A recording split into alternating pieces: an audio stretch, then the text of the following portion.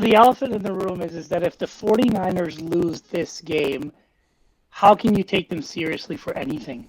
Correct. You can't. Yeah. You cannot take them seriously at all. To me, they are, an 8-9, 9-8 team that'll play the second seed, get their bell rung, and then call it a successful season. They lost their starting quarterback, and it'll be interesting to see what happens next year.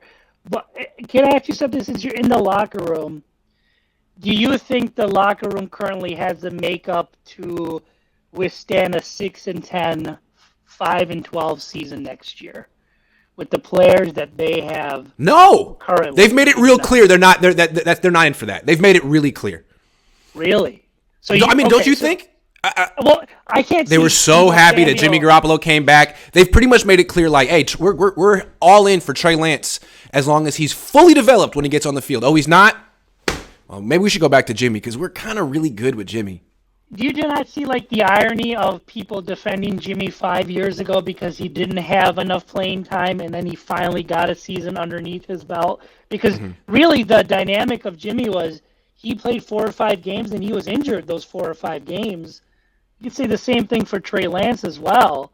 They got lucky in 2019 or 2020-19, and they got that, lightning in a bottle, that defense that was very good, and they propelled them to the Super Bowl. So the 49er locker room, those core players are trying to replicate what they got with Jimmy, who had only played 6 or 7 games, and thinking that's the way it is, but that's not the way it is. That was an outlier, right? Mm-hmm. And they blew that outlier essentially. They did. My other point I wanted to get with you is, why do you think offenses are just garbage this year?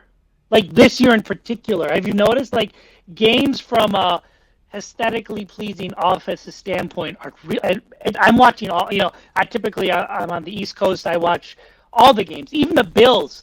They go through stretches where they're like, "Ugh, that's not very good. That's not very good play." Do you think that athletes are changing on the defensive side and they've gotten much better, or do you think they've caught enough? I just don't understand. Because the rules, they're all for offense. Yeah, I think it's a few things. I think this is partially what happens with all the parity and the salary cap. There's just not that much consistency on offense anymore. I feel like offenses need to stick together more. But anyway, what's changed more about this year? Well, maybe it's the fact that Sean McVay and Kyle Shanahan's coaches have proliferated the entire league, and there's that one style of offense. Or maybe it's the fact that Vic Fangio's defenses have proliferated around the league, and offenses really don't have the answer for that. Is that possibly it? Because the thing is, I think yards per completion is lower than it's ever been. And I think what this Fangio defense is doing is forcing a bunch of checkdowns. And I think that's that's what. So the offense is pretty much doing what the defense is, taking what the defense gives them, which is bullshit. Here's take a check down. So maybe defenses are just ahead of offenses right now. So they flipped it. So essentially, Kyle Shanahan's offense was predicated on you making a mistake and we'll capitalize. Mm-hmm. Now the tables have turned. We're not going to make the mistake. We're going to wait for you to fumble, make a holding penalty, and okay. So or have a 13-play drive where you're flawless. How many of those you're going to have a game? 2? Yeah, maybe one. Yeah. You could have a really good drive, and there could be 2 field goals, and then that's what. So, right. That was Fangio's philosophy 10 years ago with this team, and now everyone's doing it, and it seems to be, again, the Niners are facing that this week. Yes. So maybe that's partially it. You gotta respect defensive coaches for finding answers even when all the rules are against them. Really smart. Yes. And my last thing is, I think this absence of Eric Armstead, because he's getting paid as an elite pass rusher, and I've really found out that really he should be known as an elite run stopper because the defense is not the same.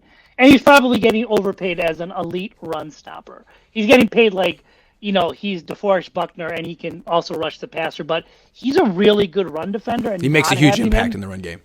He does. And the fact that he's not playing in this game is one of the things that gives me a little bit of pause. Him, Ebukam, Kinlaw out, it's okay, well, the Chargers do have a good interior offensive line, and they do have a good running back. So, are they going to run for 150? And if so, is it anyone's game? they go up against the other Bosa in practice. So you got to think there's some tendencies that they innately know. They may not be able to guard him, but they've got. We've seen there are ways you can attack Bosa as a run defender. He's not necessarily the most disciplined run defender, and if you don't pass the ball much, you kind of take him out of the game. Yeah, he sells out for the run, sells out for the pass so bad that you can use it against him. And teams have.